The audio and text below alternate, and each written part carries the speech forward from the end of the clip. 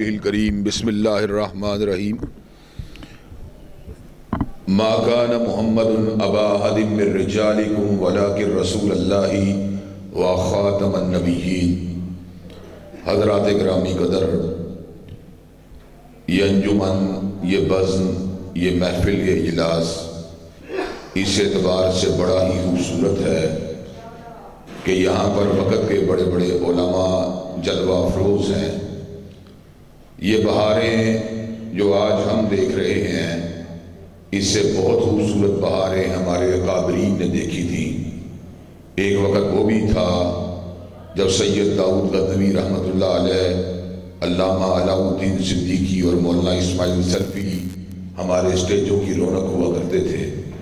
اور ایک وقت وہ بھی تھا جب مناظر اسلام حضرت حافظ عبدالقادر روکڑی رحمۃ اللہ علیہ اور حضرت مولانا محمد حسین شعوری رحمۃ اللہ علیہ ہمارے جلسوں کی رونق ہوا کرتے تھے۔ اور ایک وقت وہ بھی گزرا جب خطیب ملت حضرت علامہ احسان علی ظہیر اور شہید اسلام حضرت مولانا حبیب الرحمن یزدانی اور مناظر بے بدل حضرت حافظ عبداللہ شعوری رحمۃ اللہ علیہ ہمارے اسٹیجوں کی رونق ہوا کرتے تھے۔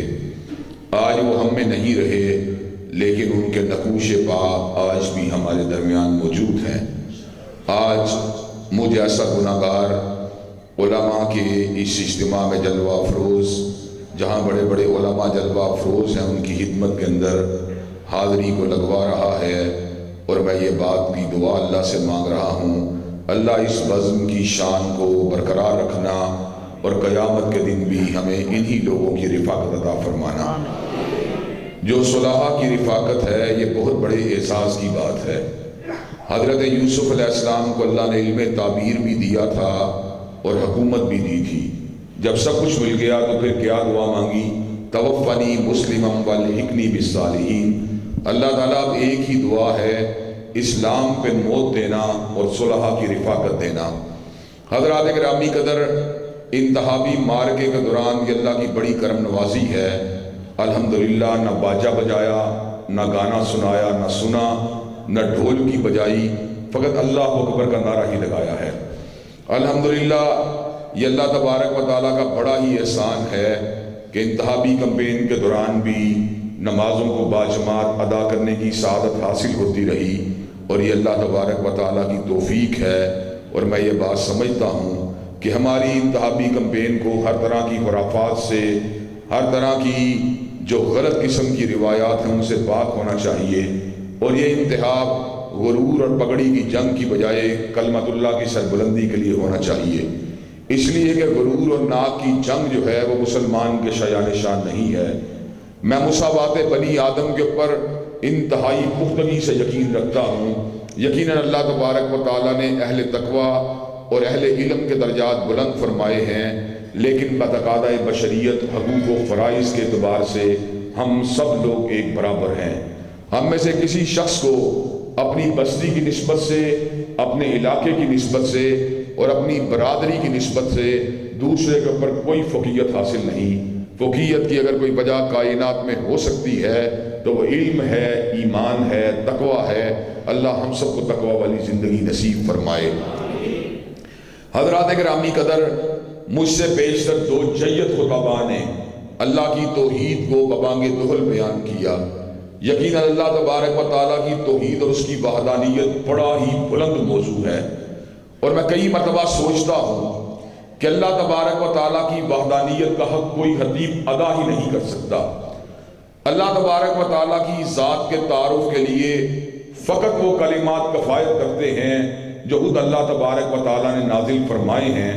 لیکن آپ کو یہ بات بھی عرض کر دینا چاہتا ہوں، کئی مرتبہ ان کلمات کو سننے کے بعد اللہ کی ذات کے بارے میں جو تصورات انسان کے ذہن میں ابھرتے ہیں، اپنے اپنے علم کے لحاظ سے، اپنے اپنے مطالعے کے لحاظ سے، در حقیقت اللہ کی ذات اس سے بھی بلند ہے۔ حضرات گرامی قدر، چھوٹی سی مثال دے کے میں بات کو مزید آگے بڑھاؤں گا۔ حضرت موسیٰ علیہ السلام نے اللہ تبارک و تعالیٰ کو کہا تھا، ربی ارنی انظر الیک، اللہ کیا میں آپ کو دیکھ نہیں سکتا؟ تو میں یہ بات کہتا ہوں، سب سے زیادہ استحضار اللہ کو انبیاء کو حاصل ہے۔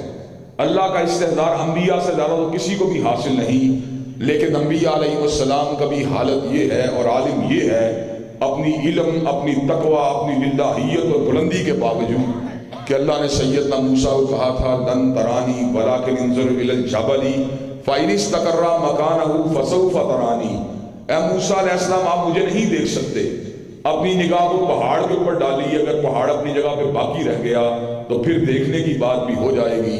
جب اللہ نے اپنی اربع تجلیات میں سے ایک تجلی کو کوہ طور پہاڑ کے اوپر گرایا تو کوہ طور پہاڑ ریزہ ریزہ ہو گیا اور سیدنا موسیٰ علیہ السلام بے ہوش ہو گئے۔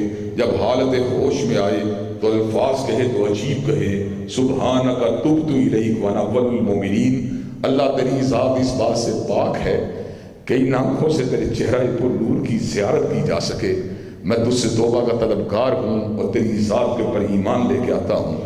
حضرات گرامی قدر، توحید باری تعالیٰ کا موضوع ایک جستجو کا موضوع ہے، جد و جہد کا موضوع ہے، اور اس کا کوئی حق ادا نہیں کر سکتا۔ اور اس کے بعد میں یہ بات بھی سمجھتا ہوں اور پوری شرح صدر سے سمجھتا ہوں کہ روئے زمین کے اوپر کوئی موضوع اپنی کٹھنائی کے اعتبار سے اور اپنی پیچیدگی کے اعتبار سے اور اپنی گریوٹی اور وزن کے اعتبار سے حضرت رسول اللہ کی سیرت کا مقابلہ نہیں کر سکتا۔ اس کی بنیادی وجہ یہ ہے کہ حضرت رسول اللہ صلی اللہ علیہ وسلم کی سیرت کو علماء نے بیان کیا، قادر الکلام حدیبوں نے بیان کیا، بڑے بڑے مصنفین نے بیان کیا، بڑے بڑے مورخین نے بیان کیا، بڑے بڑے سیرت نگاروں نے بیان کیا، اصحاب نبی نے بیان کیا، لیکن میں کیا کہوں کہ حضرت رسول اللہ صلی اللہ علیہ وسلم کی سیرت کو یہ بلند مقام حاصل ہے کہ خود مالک کائنات نے میرے نبی کی سیرت کو بلند بیان کیا ہے۔ حضرات گرامی قدر، جس کی سیرت کا ذکر اور جس کے اخلاق عالیہ کا ذکر اور جس کی رفت کا ذکر خود اللہ کرتا ہو، مخلوق کی کیا مجال اور تاب ہے کہ اس کی سیرت کا احاطہ کر سکے۔ لیکن یہ جو کوشش ہوتی ہے، میں یہ سمجھتا ہوں کہ بارگاہ رسالت مآب میں گلدستہ عقیدت کو نشاور کرنے کی جو جستجو ہوتی ہے، در حقیقت اللہ تبارک و تعالیٰ کی بارگاہ میں اپنا نام اس رجسٹر میں لکھوانے کی کوشش ہوتی ہے جو حضرت رسول اللہ کے محبین ہیں، جو آپ سے پیار کرنے والے ہیں اور جو آپ سے محبت کرنے والے ہیں۔ اور حضرت رسول اللہ صلی اللہ علیہ وسلم کی محبت بھی انتہائی بڑی نیکی ہے، اور جس دل میں یہ پیدا ہو جائے یقیناً اس دل کے اوپر اللہ کی رحمتوں کا نزول ہوتا ہے۔ حضرات گرامی قدر، چنانچہ میں نے توحید باری تعالیٰ کے بعد جو انتہائی اہم مضمون ہے سیرت کا، آج اس کو آپ کے سامنے رکھنے کے لیے چنا ہے، اور آج اس کو ایک اور زاویے سے میں آپ حضرات کے سامنے بیان کرنے کے لیے جا رہا ہوں۔ گفتگو میری زیادہ لمبی چوڑی نہیں ہوگی، لیکن انشاءاللہ ادلہ کی روشنی میں، کتاب و سنت کے آثار کی روشنی میں جو بات آپ حضرات کے سامنے کروں گا، انشاءاللہ کچھ نہ کچھ فائدہ اس سے مجھے بھی حاصل ہوگا اور آپ کو بھی حاصل ہوگا۔ حضرات گرامی قدر، ہم ایک ایسی دنیا میں رہتے ہیں جس میں ہماری بہت سی ذمہ داریاں ہیں، والدین کے حوالے سے، بیوی بچوں کے حوالے سے، اکابرین کے حوالے سے، علماء دین کے حوالے سے، اپنے رہنماؤں کے حوالے سے اور دیگر پڑوسیوں کے حوالے سے۔ لیکن ایک حق ایسا ہے جس کا ذکر بہت کم ہوتا ہے، اور وہ حق ہے میرے نبی کا جو ان کے امتیوں کے اوپر عائد ہوتا ہے۔ اس حق کی معرفت کو حاصل کرنا اور اس حق کی پہچان کو حاصل کرنا حضرت رسول اللہ صلی اللہ علیہ وسلم کی ہر امتی کی ذمہ داری ہے۔ اور آج آپ نے توجہ کے ساتھ میری بات کو سننا ہے اور مجھ سے وعدہ کرنا ہے کہ انشاءاللہ ہم حضرت رسول اللہ صلی اللہ علیہ وسلم کے حوالے سے جو ذمہ داریاں ہمارے پہ عائد ہوتی ہیں، انشاءاللہ ان کو نبھانے کی کوشش کرو گے کہ نہیں کرو گے انشاءاللہ۔ حضرات گرامی قدر، حضرت رسول اللہ صلی اللہ علیہ وسلم کے حقوق کی جب بات ہوگی تو میں آپ کے جسم میں جو اللہ نے جوارے کو پیدا کیا، آپ کے دماغ کو پیدا کیا، آپ کے دل کو پیدا کیا، آپ کی زبان کو پیدا کیا، آپ کے جذبات کو پیدا کیا، آپ کے احساسات کو پیدا کیا، آپ کے اندر تمناؤں کو پیدا کیا، میں زندگی کے ہر شعبے میں مختصر طور پہ حضرت رسول اللہ کے حق کا ذکر کروں گا۔ حضرت رسول اللہ کا پہلا حق جو میری فکر کے اوپر ہے اور میرے دماغ کے اوپر ہے وہ یہ ہے کہ میرا یہ نقطہ نظر ہونا چاہیے کہ روئے زمین کے اندر جو بھی پیدا ہوا اس کا مقام نیچے ہے، کملی والے کا مقام اونچا ہے۔ حضرات گرامی قدر، تلک الرسل فضلنا بعضهم علی بعض منہم من کلم اللہ ورفع بعضهم درجات۔ اللہ نے نبیوں میں سے رسول اللہ کو منتخب کیا اور رسول اللہ میں سے رسولوں کو منتخب کیا، لیکن حقیقت یہ ہے روح زمین کے تمام صلحاء، تمام شہداء، تمام انبیاء، تمام رسول اللہ اپنی عظمت کے باوجود حضرت محمد کریم کی عظمت کا مقابلہ نہیں کر سکتے۔ اس کے دلائل تو انگنت اور بے شمار ہیں، لیکن فقط 2 دلائل دوں گا۔ حضور سے پہلے آنے والے تمام انبیاء اپنے علاقوں کے رہنما تھے، اپنے عہد کے رہنما تھے، لیکن حضور کو یہ اعزاز حاصل ہے، قل یا ایھا الناس انی رسول اللہ الیکم جمیعا۔ کائنات کے لوگوں سن لو، آج وہ آیا ہے جو اپنے عہد کا بڑا بن کے نہیں آیا، 1 صدی کا بڑا بن کے نہیں آیا، 2 صدیوں کا بڑا بن کے نہیں آیا، 5 صدیوں کا بڑا بن کے نہیں آیا، 1000 برس کا بڑا بن کے نہیں آیا، بلکہ آج وہ آیا ہے جو سارے زمانوں کا بڑا بن کے آیا اور سارے مکانوں کا بڑا بن کے آیا ہے۔ اور دوسری دلیل یہ ہے، حضور سے پہلے اللہ سے کلام کا سلسلہ جاری و ساری رہا، انبیاء اللہ سے کلام کرتے رہے، لیکن مصطفیٰ علیہ السلام کو یہ اعزاز حاصل ہوا جب حضور کی باری آئی، اللہ نے اعلان فرما دیا، ما کان محمد ابا احد من رجالکم ولکن رسول اللہ و خاتم النبیین۔ کائنات کے لوگوں سن لو، نبوت کی گاڑی اپنے آخری اسٹیشن کے اوپر آ چکی ہے، نبوت کی آخری اینٹ جو ہے وہ رسالت کے محل کے اندر لگ چکی ہے۔ اب کوئی نبی نہیں ہو سکتا، اب کوئی رسول نہیں ہو سکتا۔ جو بھی حضور کے بعد دعوی نبوت کرے، چاہے مسیلمہ کذاب ہو، چاہے اسود انسی ہو، چاہے سجاع ہو، چاہے راشد الحلیفہ ہو، چاہے علی جا محمد ہو، چاہے علی محمد باب ہو، چاہے حسین علی مازندانی ہو، چاہے غلام احمد قادیانی ہو، چاہے یوسف کذاب ہو، چاہے احمد عیسیٰ ہو، اس پہ لعنتیں برستی رہیں گی، مگر حضور کے بعد کوئی نبی نہیں ہو سکتا۔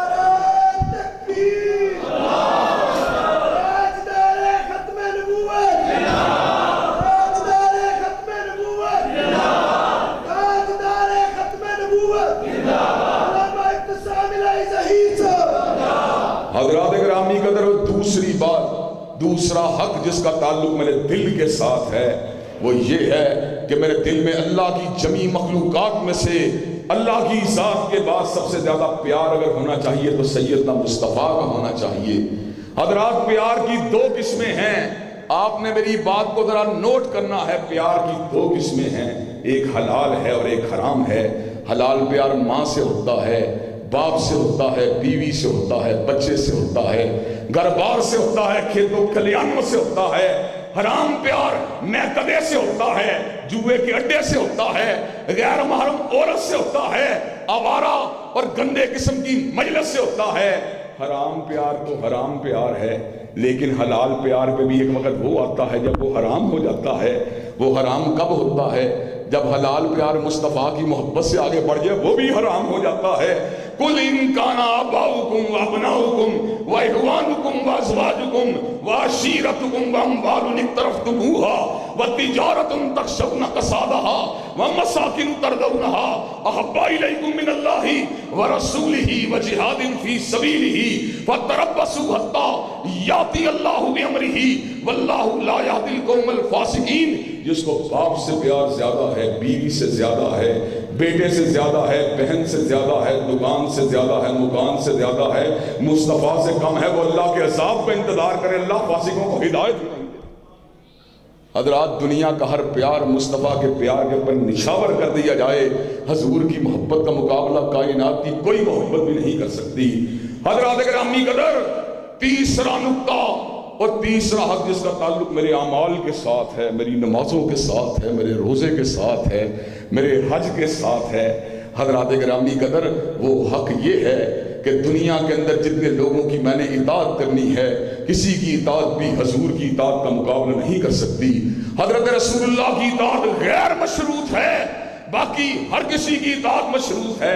ابو جان کی اطاعت کرنی ہے، لیکن ابو جان کی بات اگر مصطفیٰ کی بات سے ٹکرا جائے تب بابا جان کی بات کو بھی نہیں ماننا۔ بابا اگر کہتے ہیں داڑھی کو کٹوا دو تو ہم باپ کی بات کو نہیں مان سکتے، اس لیے کہ مصطفیٰ کا حکم باپ کے حکم سے اعلیٰ ہے۔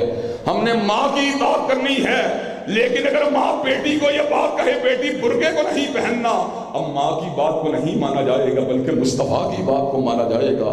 دنیا کے اندر اگر کوئی قاری، کوئی خطیب، کوئی عالم کوئی بات کہے اور بات مصطفیٰ کی بات سے مطابقت نہ رکھتی ہو اس کی بات کو ٹکرا دیا جائے گا، لیکن مصطفیٰ کی بات کے پراس کو نہیں آنے دیا جائے گا۔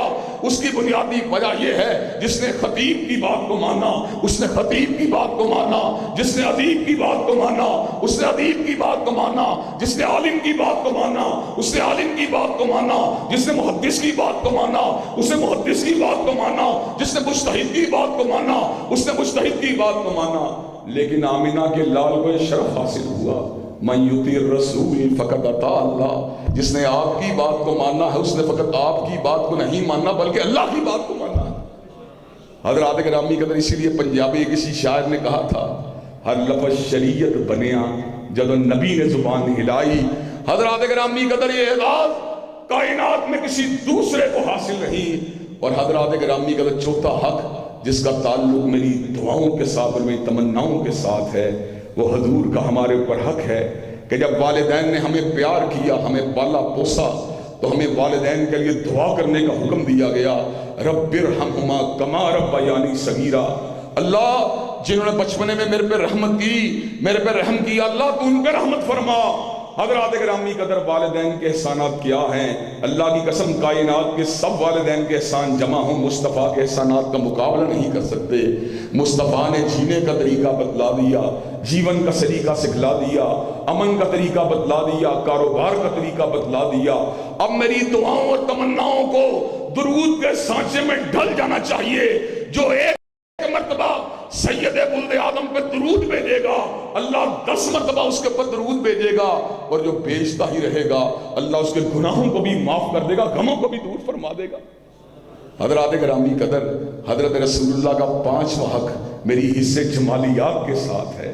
جمالیات کی حص جو انسان کے اندر مختلف چیزوں کی تعریف کی صلاحیت پیدا کرتی ہے کہ شاعر 14ویں کے چاند کو دیکھ کے اس کی تعریف میں بالکل لسان ہو جاتے ہیں، اور کہکشاؤں کو دیکھ کے ان کے حسن کے بارے میں ادیب اپنے قلم کو چلاتا ہے۔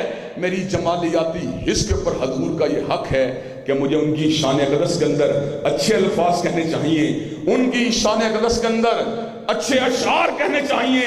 حسان نے کہا تھا، وَأَحْسَنَ مِنْكَ لَمْ تَرَكَتُّ عَيْنِي وَأَجْمَلَ مِنْكَ لَمْ تَلِدِ النِّسَاءُ خُلِقْتَ مُبَرَّأً مِنْ كُلِّ عَيْبٍ كَأَنَّكَ قَدْ خُلِقْتَ كَمَا تَشَاءُ۔ اور حضرت حالی نے کہا، اتر کر ہرا سے سوئے قم آیا، اور ایک نسخہ کیمیا ساتھ لایا، مسے خام کو جس نے کندن بنایا، کھرا اور کھوٹا الگ کر دکھایا۔ اور حضرات گرامی قدر، کسی اور کہنے والے نے کہا، روح مصطفیٰ ہے وہ آئینہ، کیا ایسا دوسرا آئینہ، نہ ہماری بزم خیال میں، نہ دکان آئینہ ساز میں۔ اور حضرات گرامی قدر، اپنے تو اپنے تھے، پنڈت ہری چند اختر نے الفاظ کہے تو کیا کہے، کس نے ذروں کو اٹھایا اور صحرا کر دیا، کس نے قطروں کو ملایا اور دریا کر دیا، اور آدمیت کا غرض سامان مہیا کر دیا، اور ایک عرب نے آدمی کا بول بالا کر دیا۔ حضرات گرامی قدر، اور ایک شعر میں نے اپنی محبت جو حضور کے ساتھ ہے، اور بابا کی جو محبت، حضرت علامہ شہید کی جو محبت حضرت رسول اللہ کے ساتھ تھی، کہ میں نے کئی مرتبہ ان کو حدیث رسول سناتے ہوئے اور گھر میں اپنے بچوں کو تلقین کرتے ہوئے ان کی آنکھوں سے آنسوؤں کو گرتے دیکھا۔ حضرات گرامی قدر، اس کے حوالے سے میں نے بھی ایک شعر کہا۔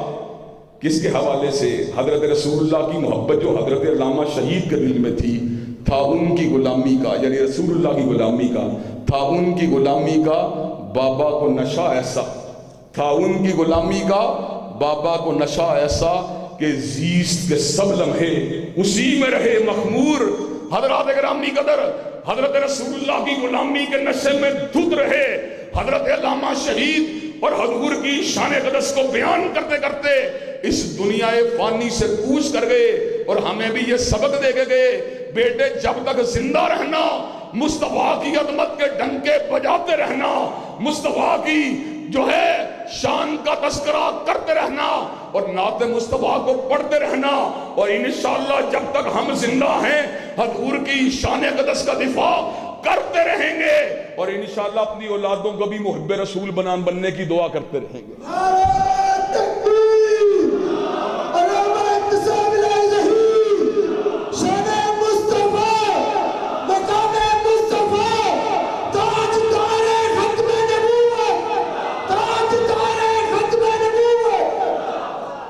حضرات گرامی قدر چاند رہے گا، جب تک سورج چاند رہے گا، جب تک سورج چاند رہے گا، قوم کا بے باک سپاہی، قوم کا بے باک سپاہی، تاجدار ختم نبوت۔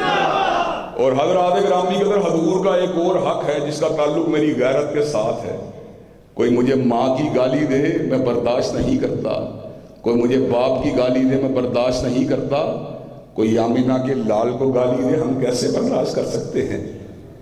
ہماری غیرت کا تقاضا یہ ہے جو حضور کی شان اقدس میں گستاخی کرے، جو حضور کی شان اقدس میں معمولی سی گستاخی کرے، حضرات گرامی قدر جب تک اس کو پھانسی کے پھندے پر نہ پہنچا دیا جائے ہمیں چین نہیں آ سکتا۔ حضرات گرامی قدر تاریخ اس بات پہ شاہد ہے اور صحابہ کی سیرت سے ہمیں یہ سبق حاصل ہوا اور ابن تیمیہ کے قلم سے ہمیں وہ پورا کا پورا منظر ہماری آنکھوں کے سامنے آ گیا کہ جس وقت کعب بن اشرف نے حضور کی شان اقدس میں گستاخی کی، حضرت محمد بن مسلمہ نے گردن کو تن سے جدا کر دیا، ابو رافع یہودی نے حضرت رسول اللہ کی شان اقدس میں گستاخی کی، عبداللہ ابن عتیق نے موت کے گھاٹ اتار دیا، اسما بنت مروان نے حضرت رسول اللہ کو گالی دی، صحابی رسول نے حضرات گرامی قدر اس کو موت کے گھاٹ اتار دیا، حضرات گرامی قدر نبینا صحابی کی لونڈی نے حضور کی شان اقدس میں گستاخی کی، نبینا صحابی نے اس کو موت کے گھاٹ اتار دیا۔ اور حضرات گرامی قدر دور کی کیا بات کرنی ہے، وہ وقت بھی زیادہ دور نہیں، تاریخ نے آج بھی اس کو اپنے دامن میں محفوظ کیا جس وقت راجپال بے ایمان لعنتی ملعون نے حضرت رسول اللہ کی شان اقدس میں گستاخی کی تو غازی علم دین شہید رحمت اللہ علیہ تڑپتا رہا اور اس نے لاہور کی گلیوں کے اندر اور مسلم مسجد اور لوہاری گیٹ کے علاقوں کے اندر خنجر اور چاقوؤں کی تلاش کرتا رہا۔ حضرات گرامی قدر بڑی سوچ و بچار کے بعد اور بڑی تحقیق کے بعد باللہ اس نے خنجر کو حاصل کیا جس خنجر کو اس نے شاطم رسول کے سینے میں اتارنا تھا۔ حضرات گرامی قدر شاطم رسول راجپال کے سینے کے اندر غازی علم دین شہید رحمت اللہ علیہ نے نوکے خنجر کو گھسا دیا۔ حضرات گرامی قدر اس موقع کے اوپر اس کے پیچھے سے اس نے اونچی آواز سے چیخ ماری تو غازی علم دین شہید رحمت اللہ علیہ کے چہرے کا رنگ پیلا پڑ گیا۔ غازی علم دین سے پوچھا گیا تو نے خنجر کو اگر اس کے سینے میں اتارا تھا تو تیرا رنگ پیلا کیوں ہو گیا تھا؟ کہا یقین کیجئے میرا رنگ پیلا نہیں ہوا تھا، اس لیے پیلا نہیں ہوا تھا کہ مجھے خنجر کو اتارنے پہ افسوس تھا، بلکہ جب میں نے اس کے چیخ کی آواز کو سنا میرے دل پہ چوٹ لگی کہ کہیں میرا وار غلط تو نہیں لگ گیا، کہیں راجپال بچ تو نہیں گیا، حضرت رسول اللہ کے گستاخ کو کیفر کردار تک پہنچایا جائے گا۔ اور کوٹ رادھا کرشن کے لوگوں جو فرانس کے گستاخ رسول صدر کو اپنے سینے کے ساتھ لگائے، کیا تم اس شہباز شریف کو ووٹ دینے کے لیے تیار ہو؟ حضرات گرامی قدر ہم وہ ہیں کہ اللہ کے فضل و کرم سے جن کے اکابرین نے حرمت رسول اللہ کی جنگ لڑی ہے اور انشاءاللہ جب تک میں زندہ ہوں حرمت رسول اللہ کی جنگ لڑوں گا۔ اللہ کی قسم مجھے اس علاقے کے لوگ ووٹ نہ بھی دیں میں پھر بھی حضرت رسول اللہ کی جنگ لڑتا رہوں گا۔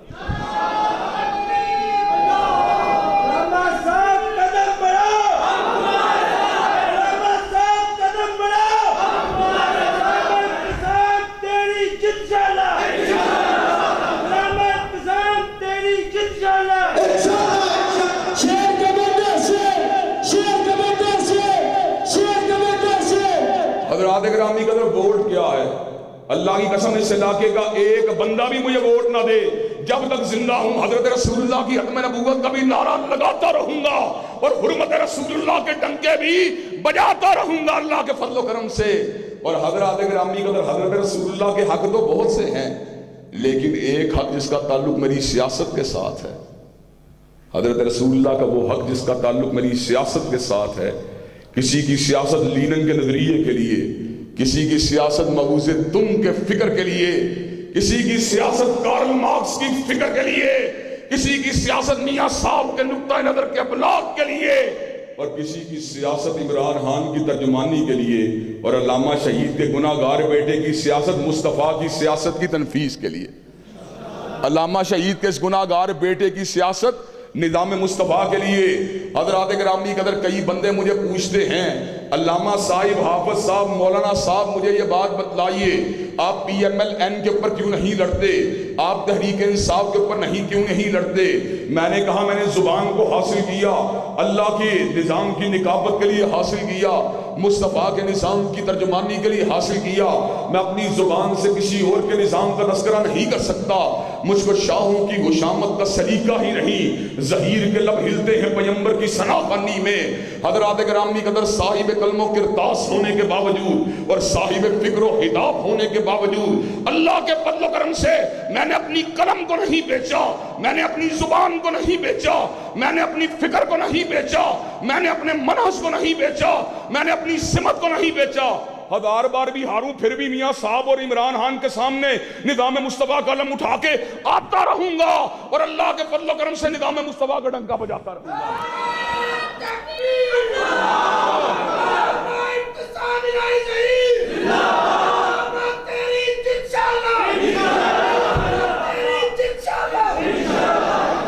اور حضرات گرامی کا ہر ایک کو فخر ہے، کوئی کہتا ہے میاں صاحب کا ساتھی ہوں، کوئی کہتا ہے میں خان صاحب کا ساتھی ہوں، کوئی کہتا ہے میرا باپ وزیر تھا، کوئی کہتا ہے میرا باپ مشیر تھا، لیکن میں صاف کہتا ہوں میرا باپ بھی مصطفیٰ کا غلام تھا اور میں بھی مصطفیٰ کا غلام ہوں۔ اور اللہ میری نسل کے اندر کسی جاگیردار اور سرمایہ دار کے نوکروں کو پیدا نہ کرنا، اللہ میری اولاد کو بھی ساری زندگی مصطفیٰ کی اور نظام مصطفیٰ کی نوکری کا شرف دینا۔ حضرات گرامی قدر میرے تعارف کو سن لیجئے، میں کون ہوں؟ نہ شاعر ہوں میں، نہ ادیب ہوں، نہ مشیر ہوں، نہ وزیر ہوں۔ میں کون ہوں؟ فقط نظام مصطفیٰ کا نقیب ہوں اور رب کے در کا فقیر ہوں۔ اللہ کے فضل و کرم سے کوٹ رادا کشن کے لوگوں، کھڑیاں کے لوگوں، منڈی عثمان والا اور راجہ جنگ کے لوگوں، تمہارے ضمیروں کو جگا کے چھوڑوں گا اور اس علاقے سے میاں شہباز شریف کو بگا کے چھوڑوں گا اور اس علاقے میں نظام مصطفیٰ کے انشاءاللہ علم کو اٹھا کے چھوڑوں گا۔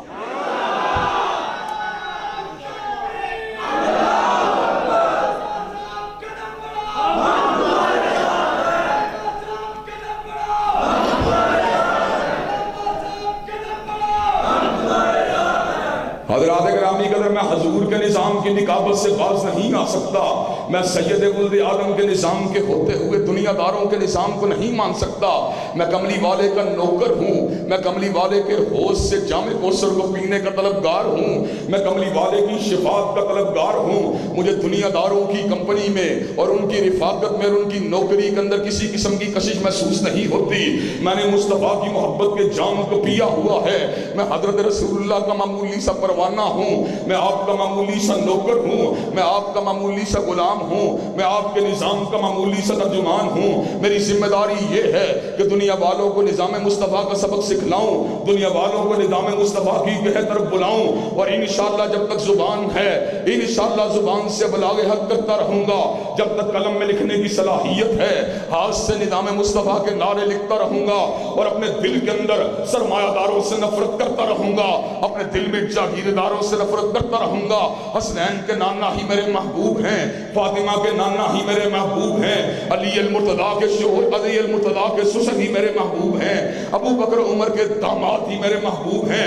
ان کی محبت کا جام میں نے پی لیا ہے، مجھے کسی اور کی محبت کی ضرورت ہی نہیں، مجھے کسی اور کے نظام کا نعرہ لگانے کی ضرورت ہی نہیں، مجھے کسی اور کے نظام کی بات کرنے کی ضرورت ہی نہیں۔ انشاءاللہ اگر اللہ کے فضل و کرم سے، آپ کے ووٹ سے اور اللہ کی رحمت سے میں کامیاب ہو کر پارلیمنٹ میں پہنچا تو وہاں بھی رسول اللہ کے نظام کے نعرے کو لگا کے چھوڑوں گا، اور انشاءاللہ وہاں بھی جاگیرداروں کو انشاءاللہ بگا کے چھوڑوں گا۔